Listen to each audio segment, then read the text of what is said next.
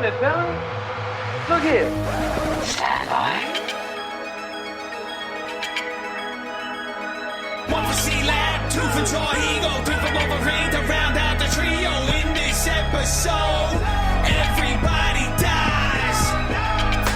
Broadcasting live from inside the Power Band. This is the Blah. In this episode, everybody dies. I'm your host, the Wolverine, along with my super companion, Slab Higo. Yo, filling 2 spots today. That's right, dudes. Higro is occupied doing something else, so it is just... Higro's at a gig, man. He's thrashing his guitar. Yeah, it's just the Slab and myself for a second in a row, 2 for Hawat show. Is that a forfer? Yeah, it's a forfer, man. And in keeping with our theme from last week... It should be a Forrest Whitaker. Last week we covered... Oh, there you go. Forrest Whitaker. In keeping with our theme from last week, we decided to follow the 3-hour Waterworld Ulysses cut. With the 3-hour Waterworld. 3-hour Waterworld Avatar, Way of the Waterworld. In a world full of water. Of water. All right, so welcome to the show, folks. As I said, we are doing Avatar, Way of the Waterworld this week. And it's just me and Chad. Starring Dennis Hopper. Starring Dennis Hopper as Colonel Quidditch. Go get that little ball, man. This movie is just so rife to be hated, man. High level, dude. Let's get into this, dude. Can you go first? What's your high level? Yeah, I can go first. This is a really vexing movie. That's a great word. Yeah, right? Because to sort of short stroke it, whoa, there's so much cool shit here wrapped in a piece of shit. And it frustrated the hell out of me. Like, I watched it the first time just out of, I think you and I both kind of watched it out of morbid curiosity. We hate watched it, yeah. It came to, yeah, we hate watched it, exactly. And, it was different watching it the second time, obviously, as Definitely. Movies tend to be. I had a different experience, and I had a lot of thoughts about it. I wish that I had taken notes. I really just wasn't in a position to do so, but I've got a lot of things. Because you were merging? No, because it was just too difficult to do last night and today because I had to finish watching it at work because I didn't want to watch it in a rainstorm while I was driving. There you go. Right. So at any rate, I'm going to keep my high level right there for now. Okay. I'm going to Okay. You said you're going to keep it, you're going to keep it short. I'm not going to keep it short. Okay. Don't.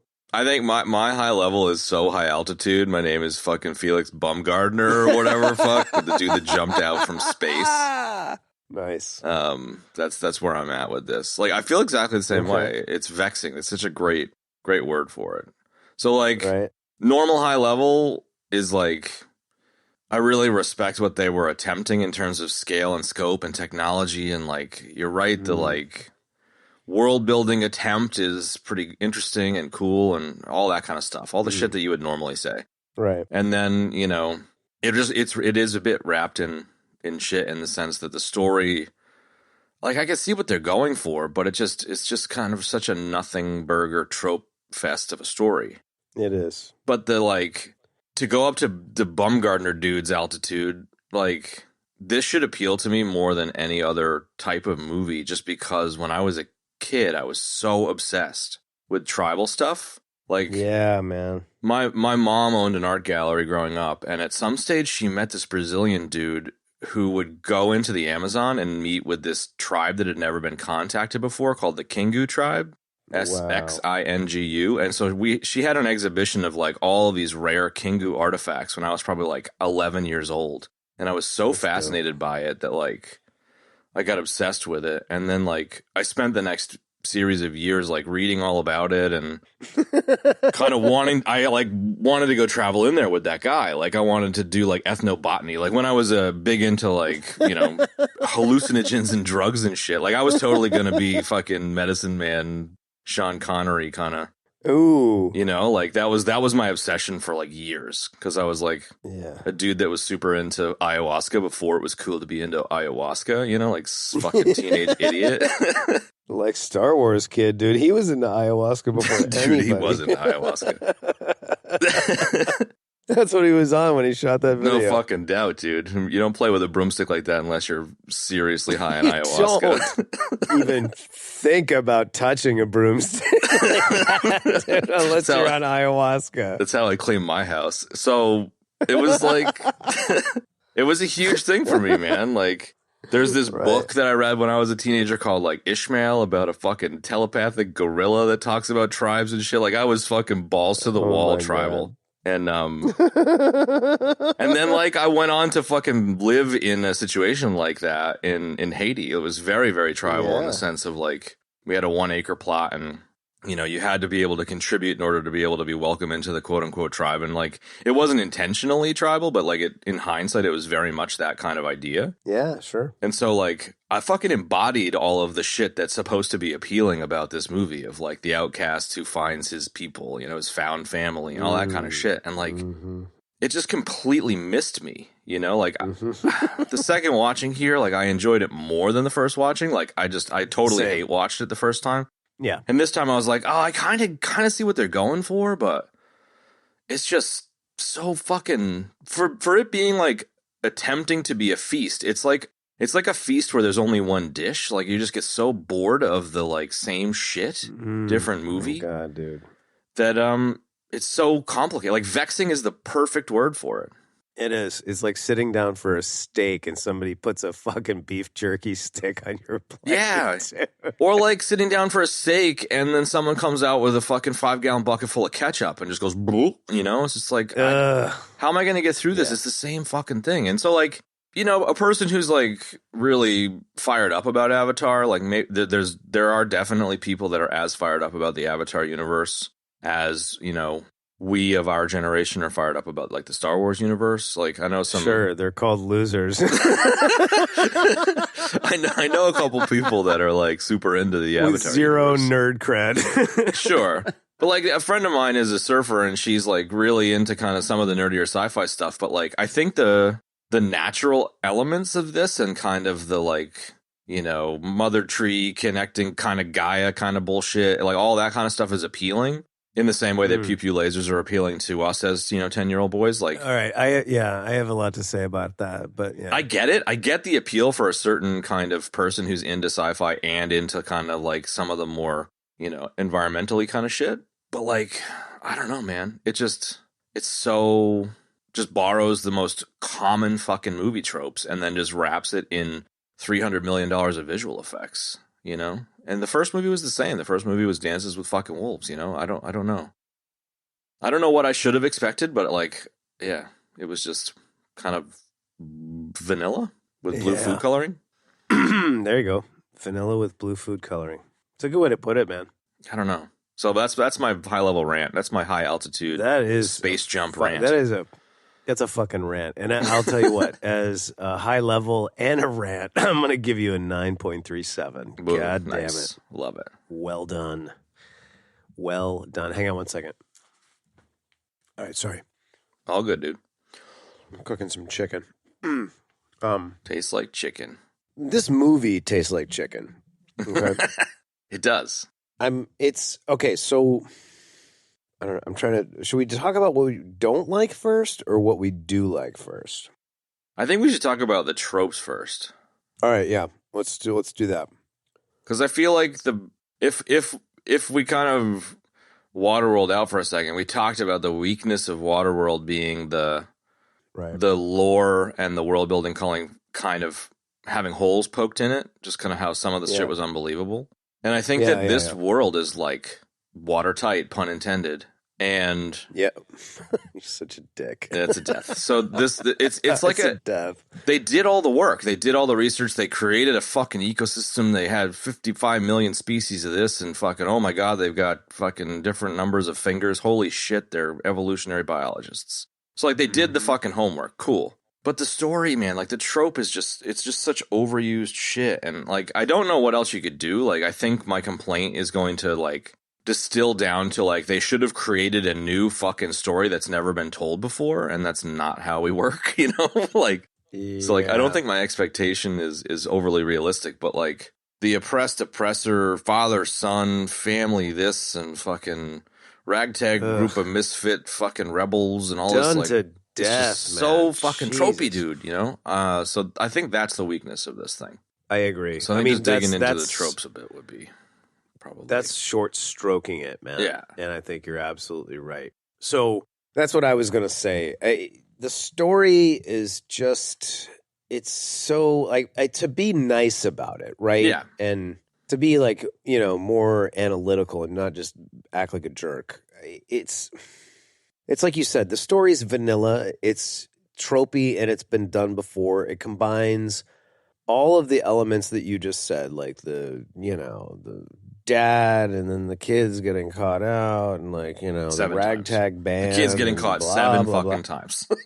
They don't Exactly. get caught And once. then like the bad guys kind of like, you know, disguising themselves as, you know, the good guys to kind of infiltrate them and all this kind of thing, but they don't really know how to be Na'vi because they're really not. Like, Yeah. blah, blah, blah. No You doubt. know, it's really poor. And let me get ready to be disappointed, dude, because as we were just, you know, firing up laptops and all of the good stuff that we do when we're getting ready to rock on the show, I was reading the trivia on IMDb. Yeah, dude. Not really expecting to find anything great there. And it was just more disappointing that, like, you know, Cameron was like, well, we wrote 5 movies in one time. And I did this with the writers because I didn't want them to know that they were only writing this script and da-da-da-da-da. And it's a story about family and it's a story about this. And it's like, clearly you put a lot of thought into this, man. But, Yeah. you know, maybe not you, but because I have a tremendous respect for James Cameron. I mean, dude, he's done No doubt. like the best science fiction films that we love the most, you know what I mean? So it's just, they didn't come up with anything different. And I had the exact same thought that you said. Like, they should have come up with some really interesting story that just hadn't been done before, because, and that's a tall ask, man. There's no It's question super tall, about it. like But the tallest. yes, the tallest ask, right. But to have this sort of literal and figurative world building be the backdrop for such a wimpy, you know, weak, thin story is just, it's a missed opportunity and it's a crying shame. Like, they're going to already have made the zillion dollars they wanted to make and all of that kind of thing, right? Because that's what everybody is all about in 2023, and certainly Disney. But it's just kind of a missed opportunity.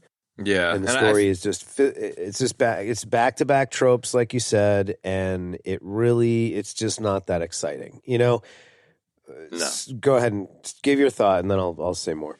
Well, I just, you know, just riffing on what you're saying a little bit. Like, I think one of the issues that the team making this are probably finding themselves in is they know more about the next stuff than we do, and therefore this probably makes sense as an Empire Strikes Back, middle of the story kind of thing. Like, I get that. Sure. And maybe the next thing is like the most fucking groundbreaking, amazing, never been done before shit ever, and this is a setup for it. Okay, fine, like whatever. I'm willing to like give that a slim chance of happening. Like, it might happen. Cool. But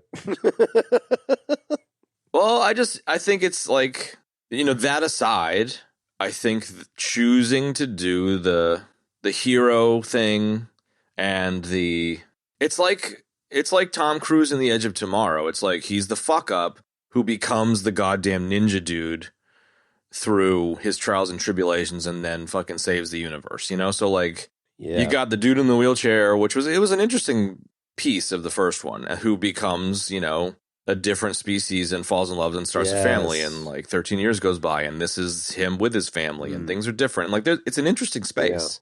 No pun intended. And the cool part of that's well, go ahead. No, you go ahead. I was just going to say that one of the cooler parts of the first movie is it's a different take on the going native trope. Yeah, sure. Right. So like we've had, I mean, it's like Dances with Wolves, dude. Like so many people have said that. Like the first movie is like Dances with Wolves, and it's like, but it's a little bit different. Then he's in a wheelchair, and there's this and that and the other thing. And again, we get the great world building. You know what I mean? Wrapped around a very, very weak story. Go ahead. It is, and like I've complained about Avatar being a carbon copy of kind of the Native American-y kind of stuff that Dances with Wolves covers. Like, okay, fine. Like it's another version of the same conversation where it's like a trope that's already been tried in a different way. Like the appeal of the first one and this one is the tech and the eye candy more than anything else. And like, I just think it balances out a little bit. And I feel like, the hero who saves the day, who then falls again and then builds it back up from nothing to become now he's part of the water fucking tribe. And in the next movie, he's going to unite all of the tribes and all of the fucking different people and become the entire world will fight against the fucking sky people, and they'll save the day, and they'll be fucking lava Navi, and they'll be goddamn cloud Navi, and they'll be, it's just like, who gives a fuck, man? Right. I know. This isn't fucking Super Mario Brothers. Like we don't need another version of the fucking, like, every movie it almost fails completely, but they pull it out of a hat at the end. Oh my God. I know. And like expecting somebody to create a new type of story to a species where we're obsessed with stories, like the reason that we're fucking sitting in heated houses and have a civilization is because we're good storytellers. We could tell a story to our, tribal members that there's a tiger down by the river, don't go down there or you're going to die. So like we could build society off of our storytelling ability. And like, there's no doubt that it is our key strength. Mm-hmm.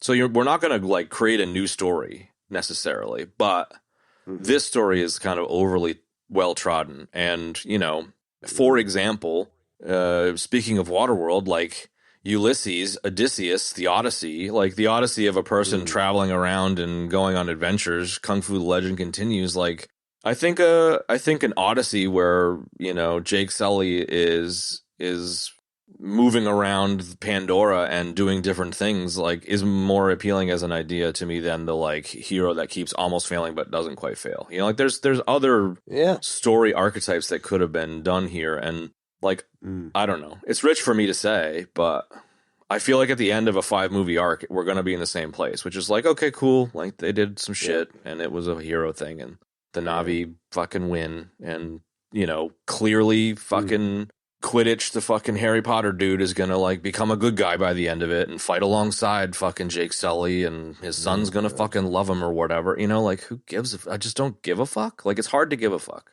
Yeah, to say it's a story. I mean, Cameron was going on, it's a story about family, and it's just like, it's just kind of a crappy story about family. That said, though, like some of the family stuff hits the hardest in this. Yeah, I agree. There's some good parts, dude, and I mean, you can say what you want about Worthington, man. I mean, there's some good parts in this movie, but I still don't, and I've got plenty to say about those parts too. Like, I don't think the characters were well utilized and well written in this. You know what I mean? Sure. Like, it's first and foremost the world building, and then the next best thing about it is the action scenes. Sure. And then beyond that, it's the family dynamic stuff. The good parts of it. Yeah.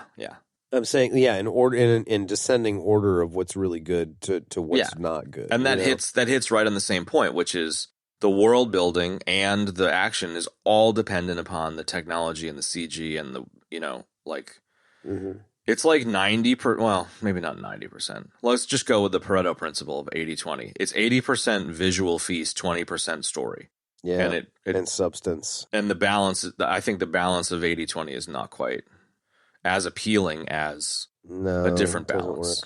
It doesn't work. And what's interesting here to me is that I think I literally said this last week, or certainly when we were ramping up to it, when one of you was like, well, why do you like Waterworld? And I was like, well, I think I did say this last week. Like, I I really liked the movie that we watched last week, and I have a whole new like outlook and appreciation for it. But going into it, it was that I loved the concept of the movie and some of the world building and some of the lore. Like, same thing here, man. You know? Sure. Except that when I come out of the other end of this, I am not going to be like, wow, this is a great movie. This deserves to be in the annals of sci-fi. It has a great cult following, and I'm so glad somebody did this Ulysses cut. Like, it's the movie deserved it. You know what I mean? And now it finally has it, and that's a good thing, you know? Dude, Waterworld is a better movie than Waterworld is a better world, better universe than this, which is interesting to say. I agree. Yeah. Yeah, I agree. And I think that the characters are tougher, you know what I mean? And they're more sort of realistic to the situation that they're living in many ways. I mean, we poked a lot of holes in that, but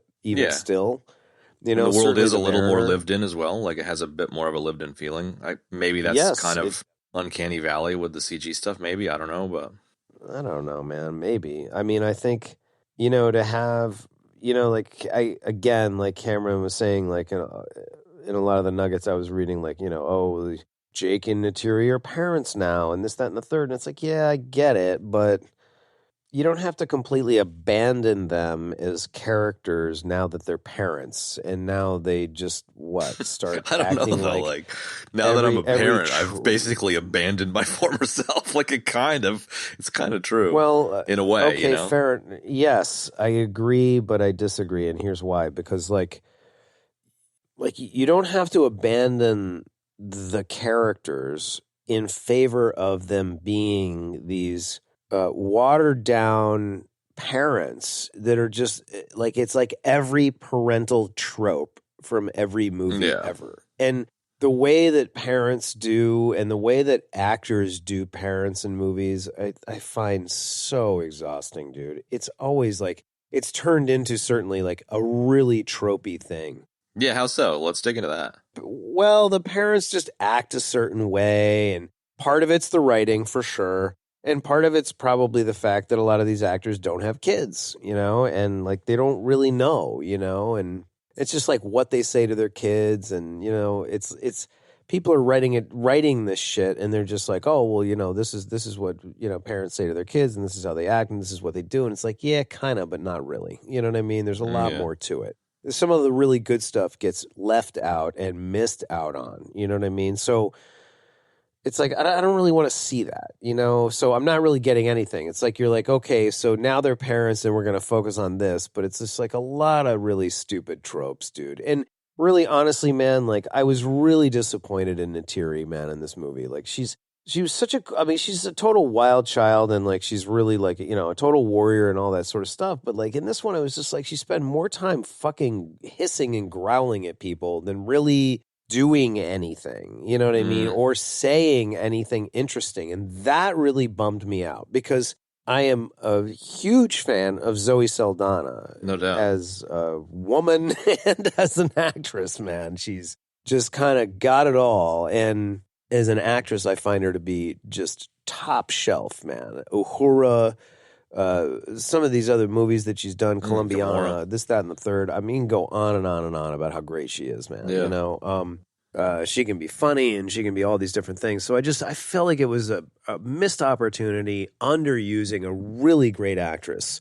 And, you know, really a lot of the other actors as well. Because, I mean, this movie's got Kate Winslet in it. It's got, you know, it's got fucking JP in it, but JP's not even in it. Like, David Moore? Yeah, he's got like no parts, no screen time. And you've got Cliff Curtis, man. Cliff Curtis was, you know, the gang leader in Training Day, most famously. He's awesome.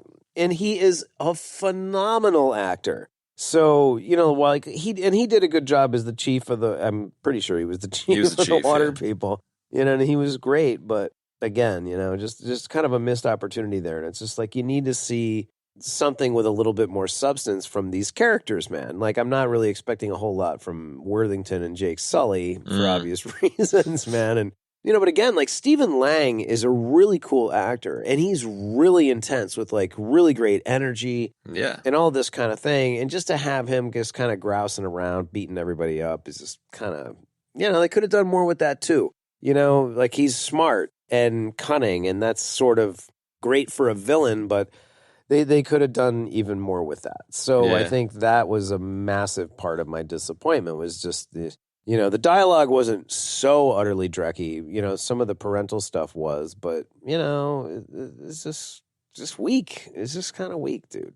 You know? Yeah. Not kind of weak. It was weak. I guess that was a lot. And I feel like I somewhat agree. I definitely agree that it was weak. I feel like the character stuff. So one of the 76,422 nuggets on Instagram was, oh my God, James Cameron talking about how he was justifying the runtime of 3 hours plus or whatever it was.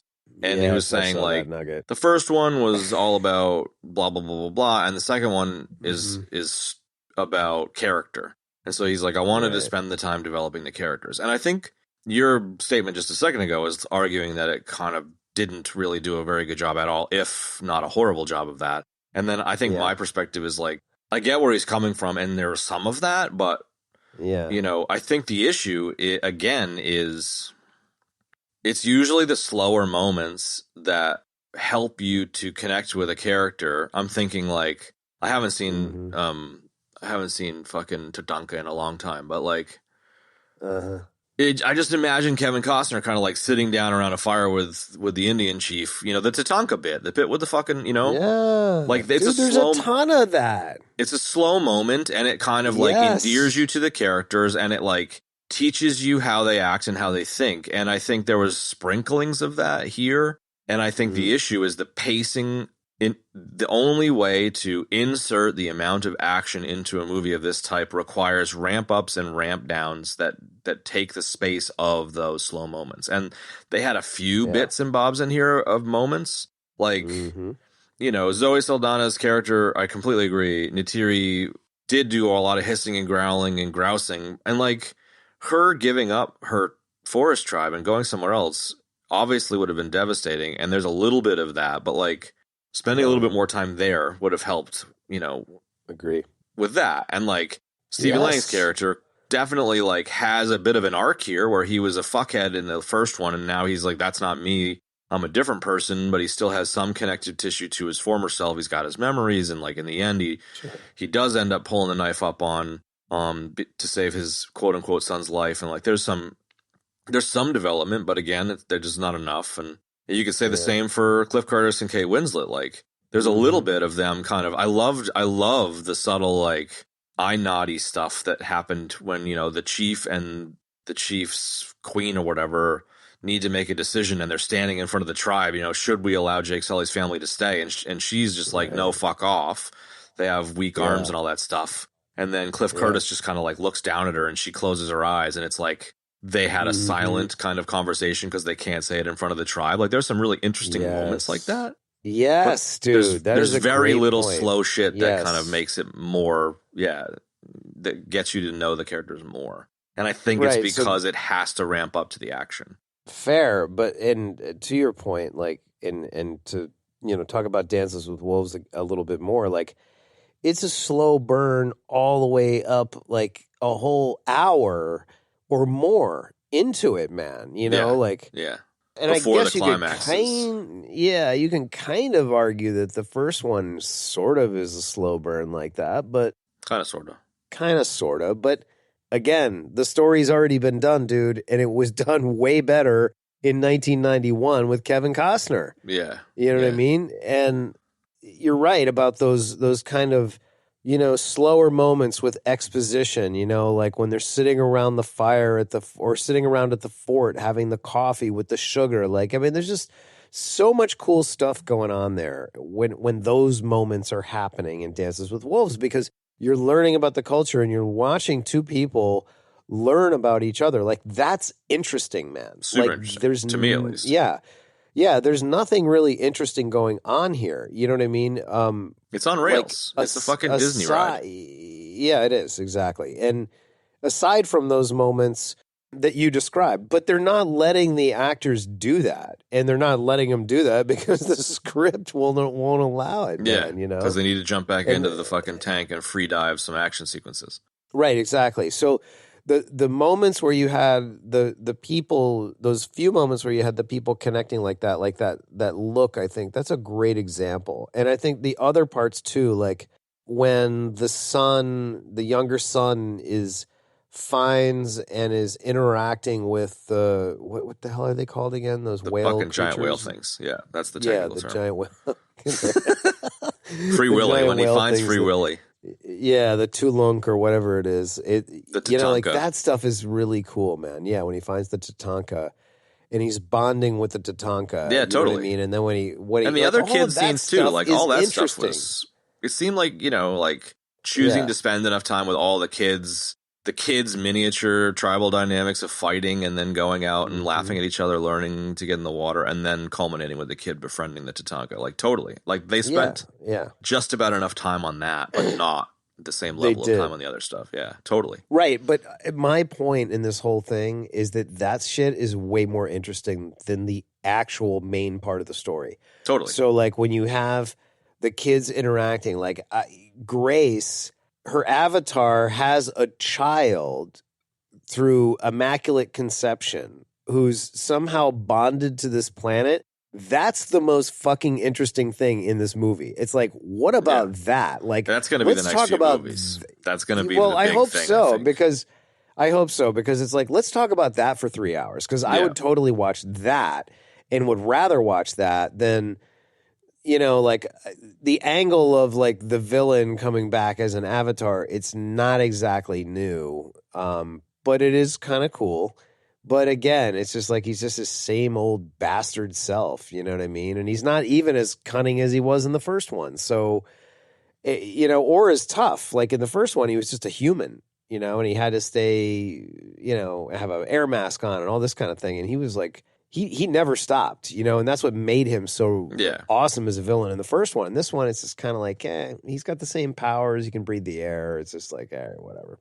Yeah, and I was struck in the moment where he was like, hold on. The thing about him, like, kind of having the beginning of a redemption thing with the kid is just like, dude, we've seen this a million times. He'll have a man. full redemption. Like, He'll be fighting alongside Jake Sully in fucking one or two I just don't care, dude. I don't give a shit. I don't want to see another, oh, you're my kid, but you're on the other side and I'm going to kill you and now I'm not and maybe now I'll be a good person. It's like, fucking who cares? I've seen it all before. And that's the problem with us watching these movies. Like, to young people, and I'm just going to wrap this rant up real quick. Or to popcorn, or to popcorn moviegoers. I think your point popcorn is going to be both. Yeah, so popcorn people or young people, it's just like, okay, I get it, and I get how cool it is, and it's like you're young and all this kind of thing. Or they haven't seen it as much as we have maybe seen it. Right, I mean, they've probably streamed about as many hours of shit as we've watched in our entirety up till now, but that still, we've had all of those years of watching all of these movies and seeing all of these things already done before. And we can't really do anything about that. But this is what it is. You know what I mean? They haven't seen that stuff. So for them, it's like brand new and it's fresh and it's all that kind of thing. And it's like, great, enjoy it. But for me, no. And no thanks. And eat a bag of dicks. And fuck you. And that too. So sorry, I don't even remember. It doesn't really matter. It was just something about Quidditch, like Quidditch. Senior, You're not my Quidditch, Stephen Lang. You're not my dad, Todd. There's totally some of that here. There was actually. Yeah, with fucking Spider, dude. It was totally right. Yeah. I have no idea where I was there. Yeah, I remember where I was going to go with that. It was the Quidditch bit where he manages to trick the kids and in the initial encounter and capture them all. And then he like calls in. He's like, fucking high value targets come into the LZ, fucking Oscar Mike. And they're like, okay, roger that, dude. And they come into fucking... It's like he had a good result. He captures all the kids, and then the kid like bites one of the guy's arms, and all of a sudden throws fucking smoke bombs, and they all Scooby-Doo out of there, and he only ends up with one of the targets. Like he just kind of is like so much more inept. He's too good. He's too good for that. Exactly, and it's fucking stupid. And it's just such a. It's another example of a classic trope of a like The bad guys almost get the good guys. They get them, and you think they're going to catch them, but no, they get out. You know, one of them stomps on a foot, and fucking they all scamper off into the forest. Because they're so dumb, you know? It's just another little micro trope in the tropiest of trope forests. Trope forest. It really just is just a forest of tropery. It's a tropiary. A tropiary. I like that, man. It's they just, I don't know. The planet trope. It is. They should just Tropopia, like, is the name of the goddamn planet, right? Like that's the weakness for me here is just the eye rolly tropes. And like you said, there are people that maybe don't nerd out as hard. I mean, there's no doubt about this statement. There are people that don't nerd out as hard as we do, and then there are people that you know that do nerd out as hard. And like people that haven't watched a billion sci-fi movies, this is probably fresh for them, and that's cool, and they're probably gonna love it. And then maybe just like the just amount of shit that we've consumed means that we see the tropes.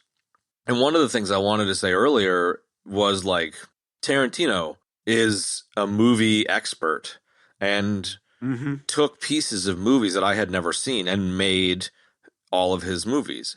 And for me, I was not an expert in the same movies that he was. I never did as much of the grindhousey B-movie double feature stuff as he did. And like, when I was a teenager, his movies blew my head off. Like, I was so into it. Totally. And I would imagine that, like, a person like us in that time would have been like, he's just copying these blah, blah, blah, blah, blah movies. Like, this is fucking retreaded ground. And I think it's the same thing. Like, I think Tarantino does it better. He does pastiches of other genres and tropes and scenes and recreates stuff from his favorite movies better. And I just don't think it's quite as good here, you know? Like, Cameron does technology the best. You know, he does technology best and maybe story second and like structure maybe third. I don't know. But the structure, the tropey structure here is where I just get like, I just start yawning, you know? Well, I think he does production really well. I mean, look at Titanic. No doubt. Look at, you know what I mean? It's crazy. Like it doesn't necessarily surprise me that the movie cleared as much as it did, but like, this is fucking crazy town. Like, easily probably one of the hardest movies ever made. Like, without even watching the 6 hours of special features, you just know. Like, they didn't have scuba tanks because they didn't want the air bubbles in the fucking underwater motion cap rigs. So they all free dived everything. There wasn't even fucking scuba tanks. Like, that's fucking bananas, dude. It is. It's fucking bananas, technically. Like, technically, this has got to be one of the hardest movies ever made. But it doesn't mean it's a good movie. It's just really impressive, you know? Like, impressive does not equal good movie. Technical impressiveness does not equal good movie. It might equal okay movie, which is kind of where I am here, but it's just like we talked about with games. If it's just a lot of flash and, you know, visual effects and it's like the story sucks, the game's not fun. Yeah. You know, like that's Nintendo's whole angle, man. You know what I mean? So that's a great example. You can Nintendo's games look fucking silly as fuck, but there's some of the best games out there. Yeah. Yeah, that's a great point. That's an excellent analogy. So I don't know. I mean, I feel like we've harped on the kind of higher level shit enough, but it's just, I feel vexed. It's exactly what you said. It's vexing. Like it's kind of similar to Waterworld, where it's like there's a lot there, and it's interesting in a lot of ways, and it falls flat in other ways. It's the same thing. Waterworld did it better, I think, but it's the same thing. I do too. And, you know, also filmed on water, also a big budget, but, you know, not as big as this. 65 million or whatever it was. And it's like, this is like all these movies. He said this movie cost like $1 billion to make. Or all of them. Yeah, this one I think was between $350 and $450, which is still like one of the most expensive movies ever made.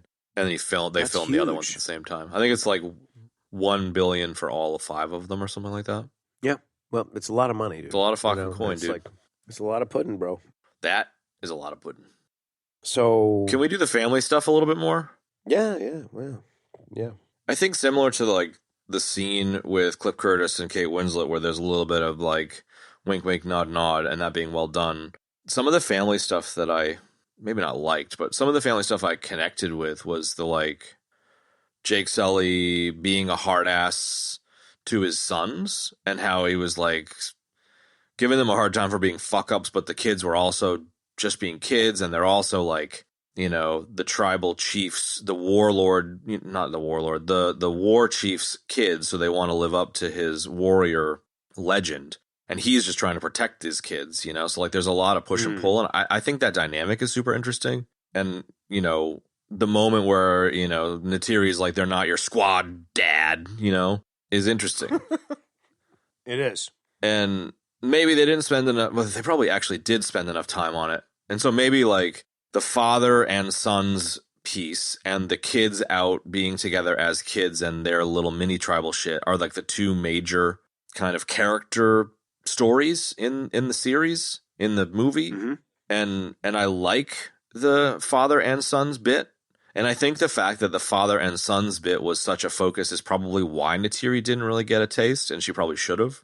But the two sons, like it's so obvious that like one of the sons is gonna die or whatever, like all that bullshit. But I don't know, man. It was like it's hard. It's kind of like a heartbreaking thing, you know. Like the young kid is the fuck up, and he thinks he's the fuck up. He's the second fiddle. It has the like older younger sibling kind of common dynamics of the younger kid always being like, you know, you never pay attention to me, whatever. Sure. He befriends Free Willy, all that shit. But I don't know, the father son thing was interesting to me, and like the warrior chief element, as I mentioned, is one of the pieces, and then the other pieces, like the kid, you know, the fathers or parents want their kids to do better than they did, or like to have it not as hard as it was for them, and so when we talked earlier about the family stuff, that to me was a strength here as opposed to a weakness. And you kind of mentioned you didn't really like the family stuff because it was super troped out. And I think this is an example where I don't think it was tropey. I kind of think it was a strength, I guess. Fair enough. And I love being proven wrong, as we often, and I love being convinced otherwise, as we do on this show. And I agree with you. I think that stuff is good. I mean, the only hole I'll poke in that is, again, in the first movie, Neytiri is assigned the task of teaching the Jake Avatar how to be a Na'vi and live in the world, and how the world works and how you interact with the world. And a huge part of that is being a hunter and a warrior. So, you know, not having her involved in that is a little weird. Like, I get it's like, okay, he's one of the sky people. He knows their thing, blah, blah, blah. But it would have been much more interesting to have another angle there. You know what I mean? Like, at least having her participate in more of a way than just being a grouchy mom. Yeah. You know, who's, you know, just they're not part of your squad. Like, all. I mean, she more than anybody should understand that, sort of. You know what I mean? She should, yeah. I would think. Well, that I suppose, yeah, you're dead right. Because she's a fucking badass, dude. Well, she's a badass in the first movie. It's a structural thing, because like he is a trained soldier, whereas she is a tribal warrior. They're completely different things. All right, fair enough. A trained soldier is like a speciality of job in a society with skyscrapers and cities, whereas being a warrior in a tribe is understanding your environment and being able to take care of yourself in that environment, and part of your environment is clashing with other tribes. It's a completely different thing. So yeah, you're dead right. Fair enough. How would you characterize Sparta? Sparta, the like society? Those warriors. No, like those warriors, were they tribal warriors, or was that their job? I mean, like that was it was their job. Yeah, I would say. I mean, I know it's not a modern city, but yeah, certainly. I mean, I'm talking. I guess I'm talking about like the United States, what it learned by taking its shite army through World War II. Like, the army was a piece of shit army. And then after the Crucible of Africa and through the Western Front and Pacific Fronts became tip-top. And so all of the materials and methodologies, processes, and strategies that were all literally documented and beaten into people in basic training turns you into a modern soldier. You know, find, fix, and flank, and fucking all of the strategy is just burned into you. And it's become a science. It's a science now of how to break and mold a person in the military, and you become a specialist versus, you know, maybe like the institutional knowledge of being in a forest is the same thing. Like, it's an expertise over generations where it becomes part of your being, as opposed to like a soldier is a specialist. So maybe it's not, I mean, I don't know. The more I think about it, it's not that different, but it's like a modern warrior and modern tactics is not the same as getting your family murdered by a neighboring tribe. Like I don't know, it's just on a different scale, I guess. It is on a different scale. Yes. And so I feel like her awareness of how to deal with being a warrior, being strong, and supporting her tribe is different than being a tactical specialist who, can outwit a lesser technological army or some shit. It's just a kind of, they're different things. Fair enough, but it's also been 14 years. And Sure. She also has the ability, as do all of the Na'vi, to kind of learn the ways of that stuff. Yeah. It's like for 14 years, they definitely could have taught him all that stuff. Well, it's the same as like the samurai picking up gunpowder weaponry towards the end of that era, and the more obvious parallel is like Native Americans picking up rifles, or the Mayans or Incatecas fighting the Spanish with weapons and stuff. Like, yeah, totally, completely. Sure. And so I guess like I get that Jake Sully is a warrior dad who treats his family or his sons like a squad, and that was the focus. But I agree with you that having Neytiri not be part of it is a missing piece, because she would add such a different piece to it, being a completely different type of warrior. Like, yeah, I completely agree. And being a female as well. Yeah, so, no doubt. Again, we're back to Kate Winslet's character being preggo and being a badass warrior. I think fills some of that kind of. Yeah, that was cool. That was super cool. Right, but it's a disservice to Neytiri for sure as a character. Yeah. Well, yeah. And I mean, so again, we're back to just poor writing and poor writing, like it's the way they structured it and the way that they wrote it, I mean, it's like we got so much time spent on hunting the Tatankas and, drilling for the golden pea, it's like... And then later on, the big battle at the end. I mean, I finished watching this today right before we started, but I purposely stopped at the last 25 minutes. I just didn't want to see it because I've already seen that. Yeah, I've seen this, and the final fight was just. There's a million final fights like that, dude. I just didn't care. Yeah, I didn't need to see it again, and I didn't want to see it again.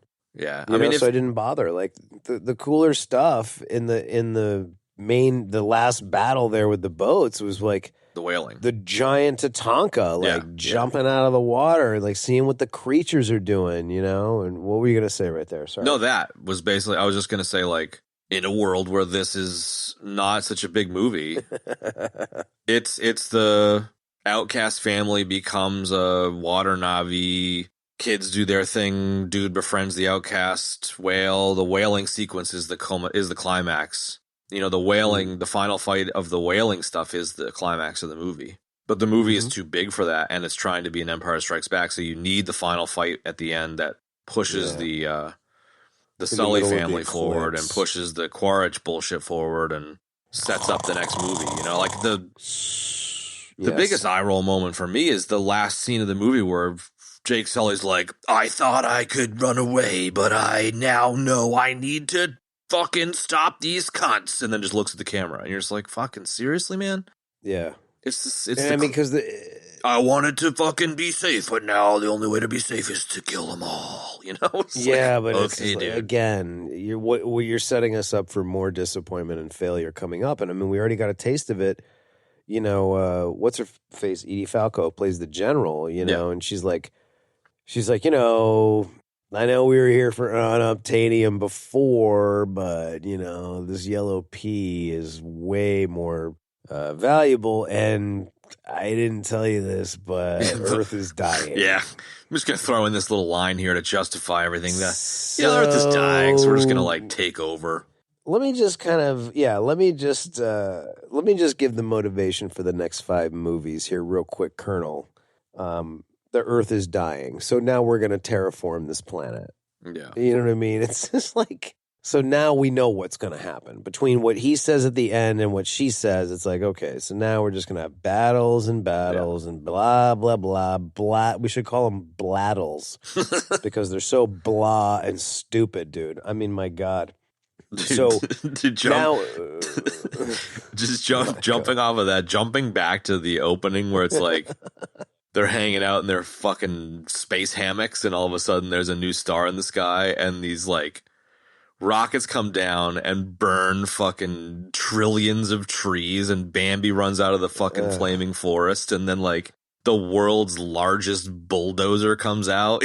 It's like, we're here to oppress you. So stupid, man. It's so stupid, dude. I mean, like, that was the other thing too that I was thinking about. I was like looking at, the whole thing with the Colonel and like Grace, and it's like, okay, so you've got the ability to essentially grow bioorganic avatars, right? That can like exist on this planet. All right. Like, you're not from this planet. You can grow these avatars so you can interact with the planet. And they were able to grow the avatars of the Colonel and his squad and put their fucking memories in there. But they're still using bullets, and they can't think of anything better to do than to come down with, as you put it, the world's biggest Tonka truck bulldozer and, just destroy everything and burn all the trees and just suck up all the resources, man. It's just such a piss poor, weak ass structure for an entire group of characters. Yeah. You know what I mean? Like, it's so boring too, man. Like, we've seen this already. You know what I mean? Like, it would have just been so much cooler to do something so much cooler, man. Like, yeah. Oh my God. Like, it's another one of the oldest stories. The colonizer, right, is just, it's one of the oldest stories that we've got, because it's constantly all we've encountered is colonizing or colonizer. Right.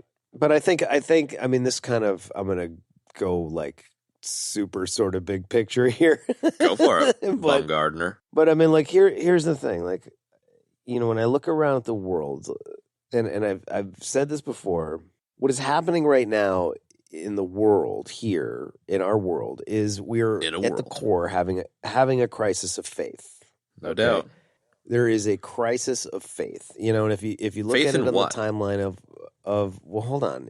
Faith period. So like if you look at like if you zoom out on a larger timeline of human beings, like, we're it used to be that the church ruled everything, and we sent and then they couldn't come up with the answers for everything. So we sent all of these scientists out in the world to unlock secrets and figure out the answers to everything. And it's like they haven't really giving us another great answer either. And in the meantime, we've really, in many ways, abandoned, whereas we used to be a society that was very much about faith and higher power, greater and spirituality, and all of these, and moral compass and moral codex.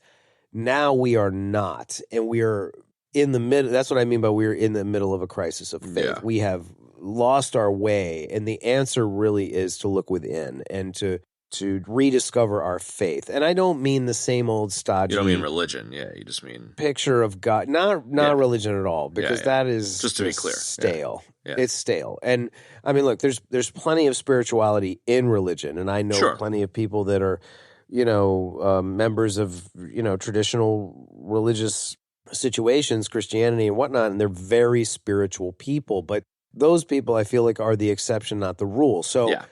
We as a whole are having a crisis of faith. And to talk about alien races for a second, like now this is like a thing, right? So now the governments are releasing all these things that aliens are real, and everybody kind of knew it anyway. It's like big fucking surprise, right? Like, it's that hard to extrapolate that there's intelligent beings out there in the universe. But what people don't talk about is that those beings not only are technologically advanced, but they are also spiritually advanced. And they have higher levels of consciousness, man. And like, ultimately, this is where the human race needs to go, right? And when we finally make some sort of real publicized contact with these extraterrestrials in the next, 20 or 30 years, it's like, I think that that's going to be an interesting part of it that nobody's ever talking about. Everybody's always talking, oh, these people are, these beings could be a threat. You know what I mean? It's like, of course you think that, man, because like that's what the military's all about, and that's what all these movies would have you believe. But to kind of tie this all together, like, you know, if this movie is a projection of human beings in 30, 40, 50, 100 years or whatever, whenever this movie takes place, it's like, this is the best thing that you can fucking come up with, is that we're not only have we not evolved our consciousness or our spirituality and thus our society, it's like we've digressed even further, and like we're just like greed on crack, and we're going to come in. Our planet's dying, and we're going to come in and terraform the planet, but we're going to destroy it in the process. Like we're going to come and drill holes in your fucking whales. Exactly, man. So like it's just so blah and dumb, and I would much rather see something way more interesting than what we got. You know what I mean? Than the human beings that are yet still again just plundering everything in sight to reap it for resources. It's just it's so fucking boring, dude. I guess like I don't disagree. I just think I'm wishing too hard. I think it's true. I agree. No, I agree, dude. I totally agree with you. I know what you mean. But I guess the thing that interests me about this trope is everything you said is right, and putting aside our real life and aliens and all that kind of stuff, exactly what you said fits here perfectly, where the Na'vi are the people and we are the alien invaders, Yeah, right. And so like from the perspective of the Na'vi as a tribe, and even in real life, from the perspective of the Native Americans, or from the perspective of the Incas and Mayans, or from the perspective of any indigenous culture, the colonizer comes in and they are alien, and they have alien super technology, and they have different societal structures, and they just fucking beat the living shit out of you. Yeah. This the only thing that we've ever known as a human species is you either dominate or you are dominated in society at the societal level. Right. But just focus on the two things that I said. Like, one was that they have the ability to, well, firstly, we saw Grace's avatar have a child out of immaculate conception. Sure. Secondly, they were able to grow these avatars of Quidditch and put all of his memories and his essence in there. Like, that in and of itself is interesting. So interesting and cool, man. And it's like, to think that the same culture cannot come up with some pew-pew lasers instead of bullets. I don't know why I'm so hyper-fixated on that. No, you're right, but I would simply say, like, we can't even convince people to wear fucking masks and shit. Like, it's like whether or not it's good or bad or ugly, like, the technology to create an avatar and put your memories inside it, like, if we can't convince people to wear a mask for whatever reason, whether you agree or disagree is irrelevant, convincing, people to put on a fucking avatar, it's just not going to happen. Like, I think like what has become clear to me as I get older is dominate or be dominated seems to be one of the more inherent pieces of human nature that I don't know if we can get away from it easily. And your comment about needing to elevate to a higher state of consciousness is the inverse. It's like, if we can sort our shit out and get past this huge problem that we have as a species, we will achieve a higher state of consciousness. And maybe other species have done that, and we have not done that yet. And maybe we can do that before the fucking oceans boil or whatever. But it's a fucking heavy lift. Like, I just don't. Yeah. I think any society in a fictional universe would rely on the military-industrial complex and mining and fucking raping the world just like these guys do, more than they would be like, actually, let's try and strive to be better. Like, societies seem to be self-interested to the point where the incentive structures just don't allow for it. And it's like, I don't know. It's the most, like, I wouldn't say I've become cynical, but like, I've definitely become really fucking bummed out about the trajectory of I can actual tell that society. you are. And like, I don't know how we pull ourselves out of it. And there have been individual humans or small groups of humans in our history that have changed the world through changing paradigms. I'm thinking fucking Galileo or like whatever. But fuck me if we're not a bunch of sheeple fucking shitting where we eat, Like, it's baffling that we've gotten as far as we've gotten, and I do not know how we can fucking solve things like the human fucking soiling our nest levels of raping our resources, for example, and destroying our own planet kind of stuff. You know, like I'm with you, man. it's I fucking know. baffling. And so of course these people are going to come in and fucking rape and pillage. I feel like I don't know how they could do anything else, you know? Right. Yeah. Wow, that was super dark. But I mean, like at the same time, I agree that it's boring. Right. You know, you're not what I heard from what you said was not that it's like unrealistic. It's just that you don't want to see it because it's boring. And I would say that it's maybe not boring. It's just I don't want to fucking... I see enough of this shit in the news. I don't need to see a fucking fictional space universe that's fucking up its planet just like we're fucking up ours. Like, I want to see something else. Well, like, there you go. I think that's what it is, you know? Fine. Same. However you want to cut it. Fine. Yeah. All of these things are true. You know what I mean? So I think it's just, it is boring. And science fiction is about... I mean, at its core, I think we've talked about this a bunch lately or touched on it a few times. Like, you know, the great science fiction stories are about, you know, it's a science fiction backdrop, but it's really about people and it's about humanity and it's about society and how it operates and what we do. You know, and how what I mean? it could what we be. shouldn't, how it could be and what we should or should not be doing. Yeah. And what we should or should not be doing. So, you know, to have a science fiction film like this, you know, it's like, I mean, they're kind of doing that with the stuff with the Na'vi and the, you know, like they're on the right track, right? With like the planet being a living organism, right? Because a lot of people believe that about this planet. I'm one of those people. Like I firmly believe that. Yeah.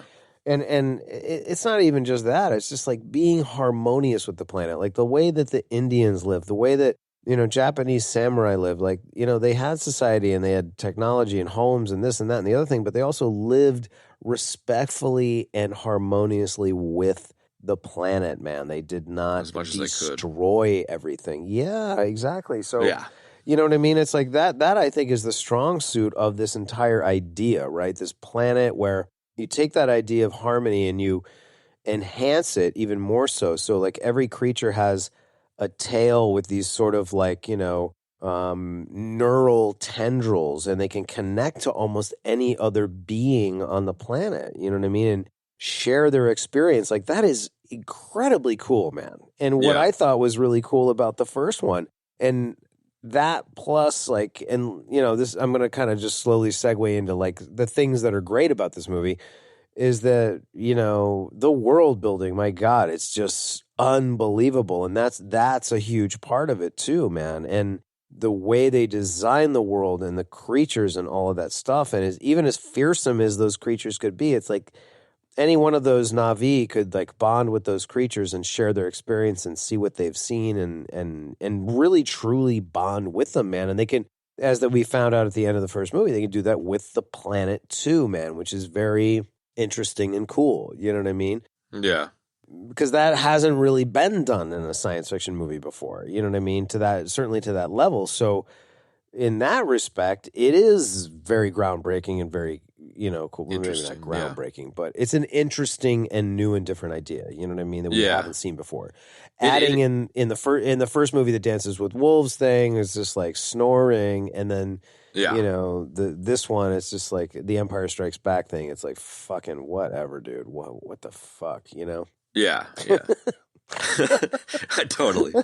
I think like the issue that I have is like my fetishization of tribal living as a younger person was fetishization. Like the Na'vi and the neural linking stuff is fetishizing a Native American-esque indigenous idea of living in balance with the land.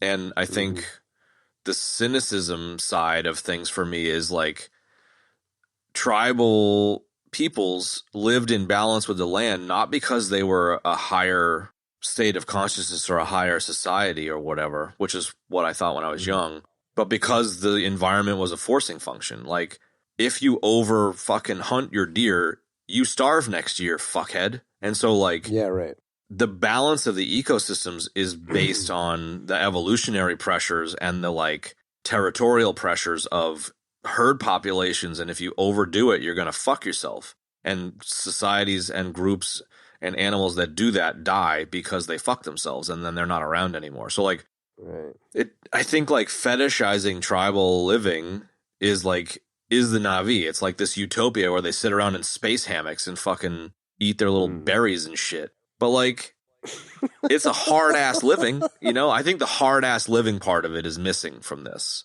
Yeah, a little bit, yeah. And I think it's okay to fetishize the tribal stuff and wish we could go back to a simpler time where we were all, you know, hugging and kissing the fucking deer before we killed them. And like, I have a lot of respect for that. I really, truly do have a lot of respect for that. Like, you know, in Japan, the Shinto, and like you said, the Native Americans being grateful for the bounty of the land and not fucking it up. Like, I have tons of respect for it. But I suppose my perspective now is it was more of a forcing function of the space than it was like the people being better people. Like, it was just an environmental factor.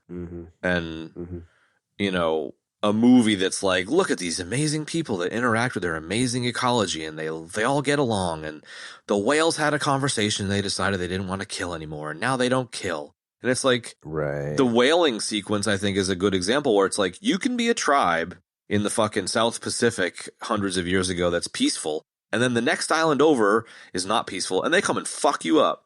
You know, like, you can be as peaceful as you want until the next knucklehead shows up, and then it's a problem for you. And like, that's what happened to these fucking whales. They were all peaceful, and the one whale that was like, nah, fuck this, mate, was the one that saved the day at the end of this movie. You know, and then, you know, Cliff Curtis is like, nah, dude, they don't fucking do that, dude. And then Jake Sully's like, yeah, you should probably go tell them that if they get this harpoon, they're fucked. And he's like, all right, I'll go tell them. You know what I mean? Like, right. It's fetishizing the utopia that tribal living is not.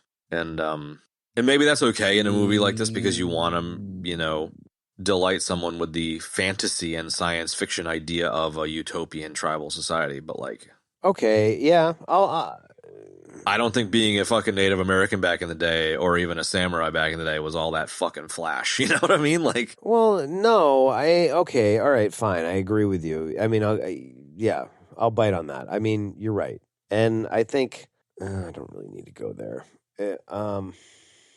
Yeah, all right, I'll leave it at that. Yeah, they're fantasizing it, and they're leaving out a lot of stuff there. I mean, you know, and that's okay. Some of the movie shouldn't be a lecture necessarily. Well, no, it shouldn't, dude. And I mean, we're going a little far afield. Yeah, we are, but like,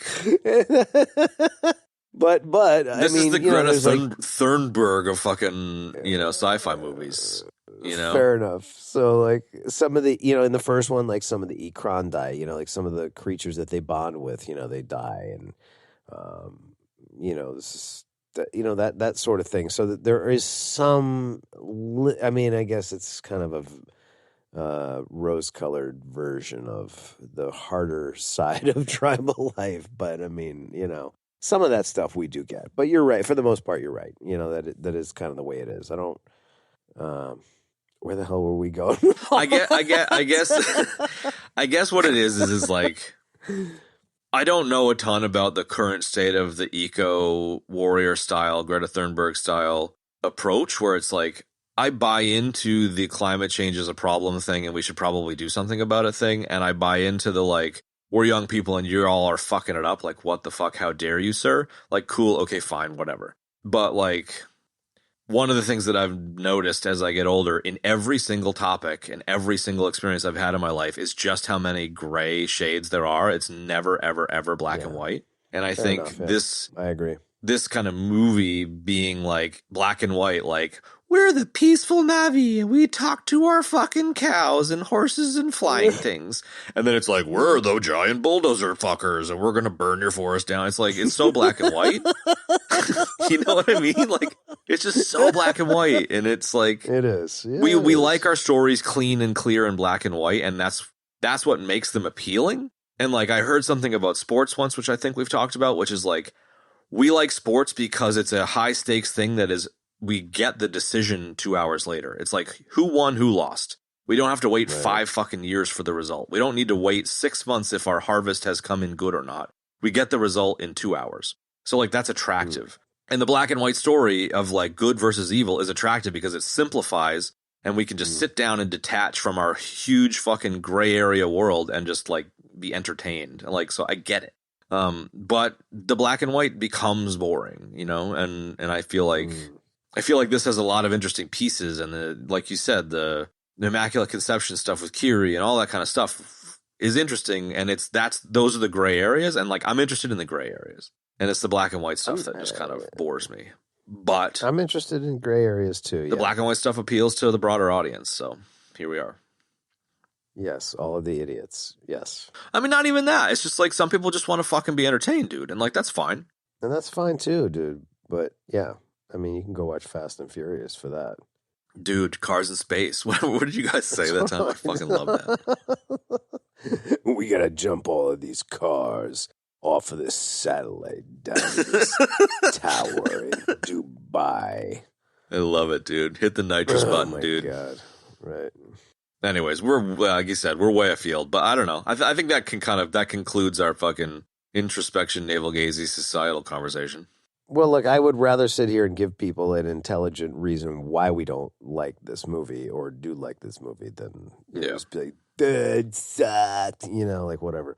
I mean, so let's talk about some of the things that I like, and which is, you know, really the backdrop, like the whole backdrop, the world, the literal and figurative world building here is extremely cool and extremely deep and extremely well thought out. Like that is the strong suit of this movie. You know, it's all of the stuff I described a minute or two ago about the bonding with the planet and the bonding with the animals, you know, like the phosphorescent stuff was also very cool, and we got to see more of that in the sea creatures as well. You know what I mean? And just the amount of sea creatures and sea life that we get to see, and sea lab, all of these different things is just fantastic, man. You know, and watching Kit, you know, sort of communicate. What? I'm just imagining Kit, Knight Rider Kit. Oh, geez. Just like driving around. Underwater. Yeah. Right? Oh, my God.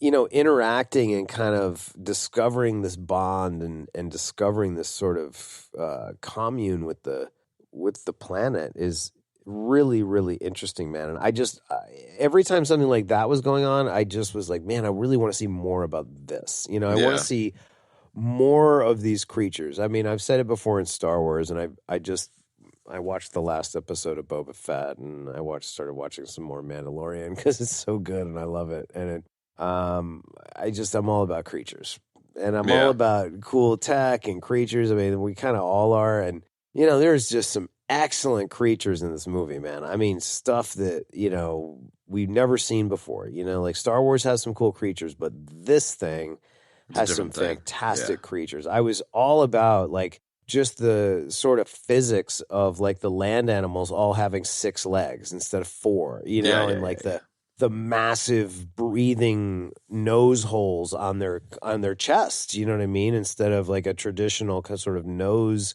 delivery system for air or whatever gas they were breathing in, you know what I mean? That was the makeup of the planet. Like all of that stuff is just so cool to me, man, you know, and you know, just more. I just want to see more of it, man. Even the landscape, the way they've designed the physical planet, you know what I mean? It seems like it could be, I mean, not all of it really, maybe, but like a lot of it seems, some of the plant life, like it could be very real, you know what I mean? Like, sure. Or it's based in like a reality of physics of, you know, if this developed on this planet with these elements, like this could look like this, you know? And I think they've just done an absolutely superb job of that in both of these movies, man. And we get a lot of that visual eye candy and backdrop and all of that kind of thing with all of these various different creatures and backdrops, you know? It's just like, I just want to see more of it. Like, that's the most interesting thing in the movie to me. You know, it's like I could give a fuck about the battle and the family running away and all of that crap. The hero bullshit. I would much rather just,